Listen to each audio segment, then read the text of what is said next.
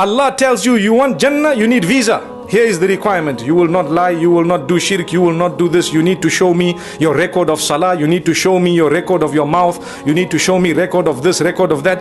Then we don't want. We say, no, leave it, never mind. Allahu Akbar. Look at man, look at man. And the beauty with Allah, Allah is merciful. He says, no problem. If you don't have requirement, just ask for forgiveness, I will give it to you. Allahu Akbar. Look at the power of the deen, the power of Islam. We are Muslims. We are proud of our religion. And our religion is simple, straightforward, easy. The problem is we don't have enough knowledge and we are not prepared. Sometimes shaitan keeps us so busy. Morning to evening, every day there is a routine. We don't even spend a small time to try and learn the religion. Small time.